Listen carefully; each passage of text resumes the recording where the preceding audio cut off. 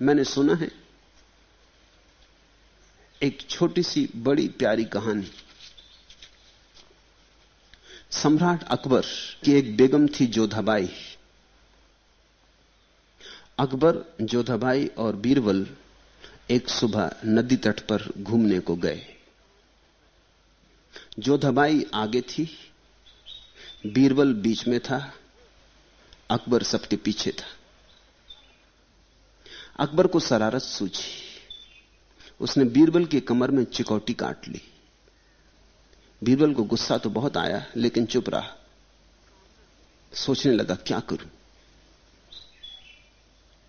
कुछ कदम आगे चलकर बीरबल ने जोधाबाई की कमर में चिकौटी काट ली। जोधाबाई ने क्रोध में एक तमाचा बीरबल के मुंह पे जड़ दिया। बीरबल ने उसी प्रकार एक जोरदार तमाचा पीछे आ रहा अकबर के मुंह पे जड़ दिया। अकबर आग बबूला होकर बोला, बीरबल ये क्या हिमाकत है, गुस्ताखी माफ जिल्ले इलाही। बीरबल ने कहा, आपने जो चिट्ठी भेजी थी उसका जवाब आया। जवाब आते, यहां कोई भेजी गई चिट्ठी बिना जवाब के नहीं रहती। ये सारा अस्तित्व प्रत्युत्तर देता है, प्रतिध्वनित करता है।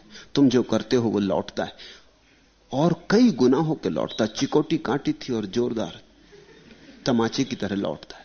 चाहे तुम सोच भी ना पाओ कि मेरी चिकोटी से इसका कोई संबंध है, लेकिन संबंध है। यही तो कर्म का पूरा सिद्धांत है। दुख दो और दुख पाओगे, फिर दुख पाओगे तो और दुख देने को उत्सुक हो जाओगे, और दुख दोगे और दुख पाओगे, फिर तो इसका जाल कहीं टूटेगा नहीं।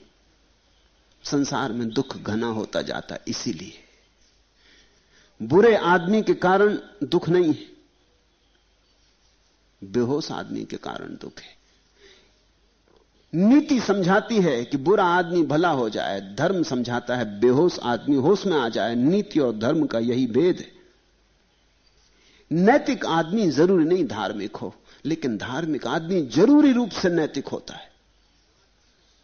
नैतिक आदमी हो सकता है ना ईश्वर को माने ना ध्यान को माने। आखिर रूस में भी नैतिक आदमी है, चीन में भी नैतिक आदमी है, नास्तिक भी नैतिक हो सकता है। नैतिक होने के लिए धार्मिक होने की कोई जरूरत नहीं,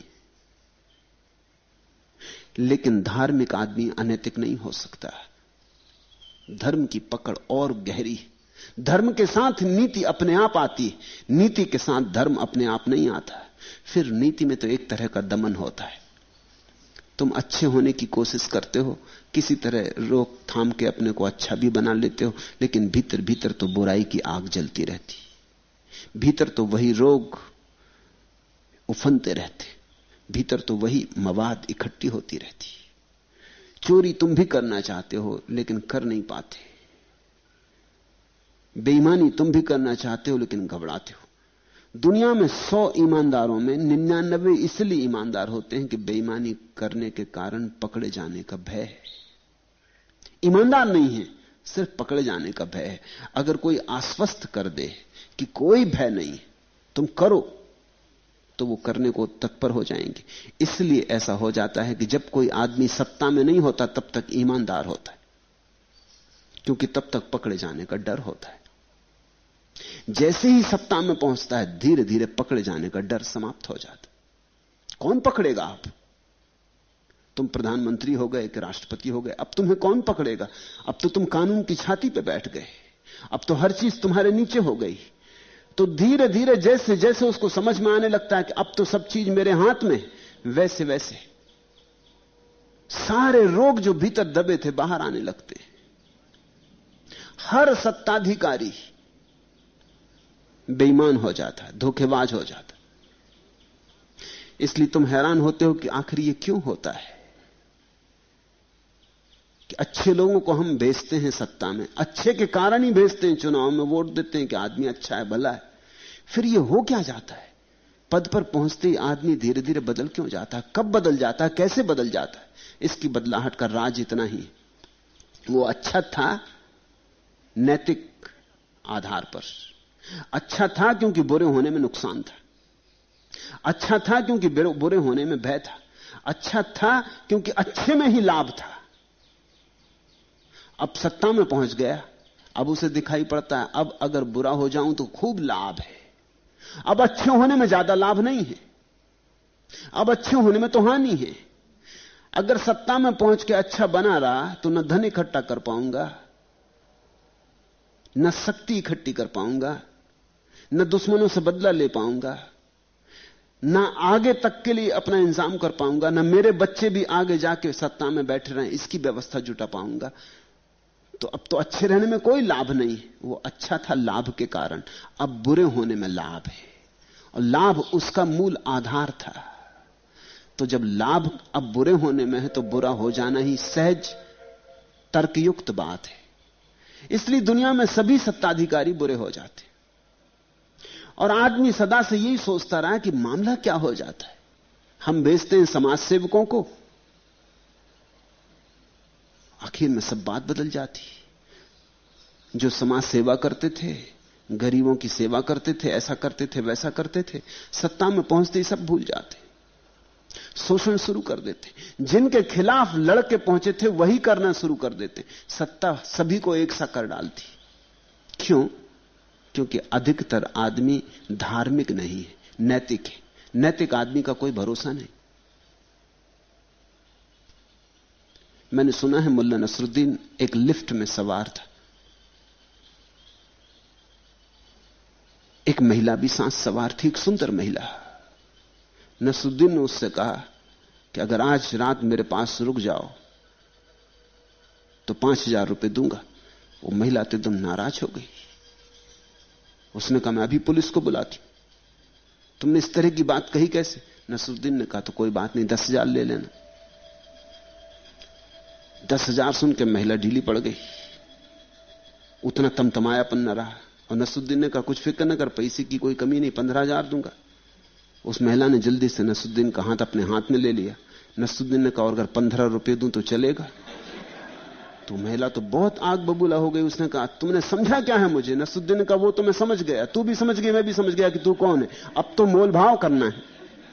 15,000 में राजी है, तू कौन है ये तो हम समझ गए। अब तो मोल भाव की बात है। 15,000 में राजी है तो कौन है, इसमें अब कोई बाधा ना रही। तुम भी ख्याल करना, तुम्हारी नैतिकता, तुम्हारी भलाई की एक सीमा होती। तुम चोरी शायद ना करो, 5 रुपए पड़े शायद तुम निकल जाओ, साधु बने। 15 पड़े शायद निकल जाओ, 15,000 पड़े फिर ठिठकने लगो, 15 लाख पड़े हैं फिर तुम छोड़ोगे, तुम कहोगे अभी साधुता छोड़ो। अब ये साधुता सस्ती पड़ रही है, जो पड़ा है वो ज्यादा काम का है। ये साधुता फिर संभाल लेंगे। एक दफा 15 लाख हाथ में आ जाएं तो साधुता तो कभी भी संभाल लेंगे। मंदिर बनवा देंगे, दान करवा देंगे, साधु तो फिर हो जाएंगे। साधु होने में क्या रखा है? इस मौके को तुम न छोड़ सकोगे। नैतिक आदमी की सीमा होती, धार्मिक आदमी की कोई सीमा नहीं होती। नैतिक आदमी कारण से नैतिक होता है, धार्मिक आदमी सिर्फ होश के कारण नैतिक होता है, और ध्यान के बिना होश नहीं। तो जिन्होंने प्रश्न पूछा है वो होंगे थोड़े नैतिक चिंतक होंगे, थोड़ा नीति का विचार करते होंगे, मगर धर्म का उन्हें कोई हिसाब अभी ख्याल में नहीं। और नैतिक होने से कोई नैतिक नहीं होता, धार्मिक होने से ही वस्तुतः नैतिक होता है। नीति तो धोखा है, नीति तो झूठा सिक्का है, धर्म के नाम पर चलता है लेकिन असली नहीं। मैं चाहता हूं तुम जागो, होश से भरो। होश से भरते ही आदमी बुरा नहीं रह जाता, क्योंकि होश से भरा आदमी बुरा हो ही नहीं सकता। ये तो ऐसे है जैसे रोशनी जल गई और अंधेरा समाप्त हो गया। अब तुम दरवाजे से निकलोगे, दीवार से थोड़ी निकलोगे। अंधेरे में कभी कभी दीवार से निकलने की कोशिश की थी, जरूर टकरा भी गए थे, गिरे भी थे, फर्नीचर से भी उलझ गए थे, चोट भी खा गए थे, दूसरे को भी चोट पहुंचा दी थी।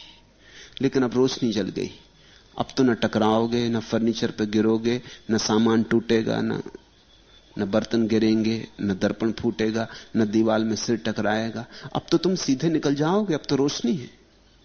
बेहोशी जानी चाहिए। आदमी साधारणता बेहोश है। हम एक नशे में चल रहे हैं। इस छोटी सी घटना को सुनो। योजना विभाग के 2 बाबू अफीम के बहुत शौकीन थे, इसलिए कार्यालय में भी अक्सर पिनक में रहते थे। एक दिन ऊपर से आदेश आया कि आदिवासी क्षेत्र में एक कुएं का निर्माण किया जाए। इनके जिम्मे कुएं का स्थल निरीक्षण का भार सौंपा गया। दोनों स्थल निरीक्षण के लिए चल पड़े। रास्ते में उन्हें कुआं मिला। वे काफी चल चुके थे, इसलिए थकावट दूर करने के लिए थोड़ी देर वहां रुके, पानी पिया और अफीम चढ़ाई। जब अफीम काफी चढ़ गई तब एक बाबू ने दूसरे से कहा, क्यों यार, यदि हम लोग इस कुएं को आदिवासी क्षेत्र में ले चलें तो नया कुआं खुदवाने का पैसा उड़ा सकते। दोनों अफीम में थे, दोनों को बात जज गई कि बात बिल्कुल सीधी सीधी है। नया कुआं बनाने की जरूरत का, यहां कोई दिखाई भी नहीं पड़ता, कुआं एकांत में पड़ा है, इसी को ले चले। दूसरा खुश होकर बोला, यार तुम्हारे दिमाग का कोई जवाब नहीं, चलो कोशिश करें। इतने में हवा का झोंका आया, अफीम और चढ़ गई, दोनों वहीं लुढ़क गए। दोनों कुएं को धक्का दे रहे थे, जब लुढ़क के गिर गए। धक्का देते ही कोशिश में लगे थे कि ले चलें धक्का के। काफी देर बाद उनको बेहोश देखकर देहाती इकट्ठे हो गए। एक बाबू को कुछ होश आया तो उसने देहातियों को देखकर अपने दोस्त से कहा, बस करो यार, आदिवासी क्षेत्र आ गया है, ज्यादा और जोर लगाओगे तो अपन लोग आगे बढ़ जाएंगे।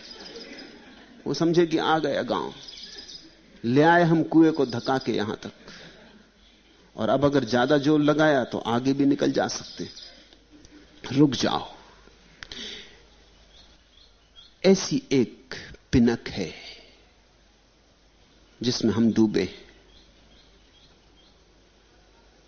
विचार की तंद्रा है, मन की बेहोशी है, सब भीतर अंधेरा अंधेरा है, रोशनी जलती नहीं, धुआं धुआं है। इसमें हम सब कुछ किए जा रहे हैं। जो हम करते हैं, हम शुभ भी करें ऐसी दशा में तो अशुभ ही होगा। सोए आदमी से शुभ होता ही नहीं, सोए आदमी से पुण्य होता ही नहीं, और जागे आदमी से पाप नहीं होता है। इसलिए मैं पापी को पुण्यात्मा नहीं बनाना चाहता, मैं सिर्फ सोए को जागा बनाना चाहता हूं। जिस दिन तुम्हारे भीतर ध्यान होता, ध्यान का अर्थ निर्विचार चैतन्य, कोई विचार का धुआं नहीं, मात्र होश। उस होश की आभा में तुम्हें सब साफ दिखाई पड़ने लगता है। कहां चलो, क्या करो, अब तक क्या किया और क्या क्या परिणाम हुए। सारा अतीत स्पष्ट हो जाता है। इतना ही नहीं, सारा भविष्य स्पष्ट हो जाता है। सारी बात ऐसे साफ हो जाती है जैसे दिन में सूरज निकलता है और सब रास्ते दिखाई पड़ने लगते हैं, और रात के अंधेरे में सब खो जाते हैं। ध्यान के लिए कोई बहाने खोजकर बचने की कोशिश मत करना। ध्यान इस जगत में एकमात्र करने योग्य बात है। शेष ना किया चलेगा, ध्यान ना किया तो चूके, तो जीवन से चूके, फिर भी तुम्हारी मर्जी।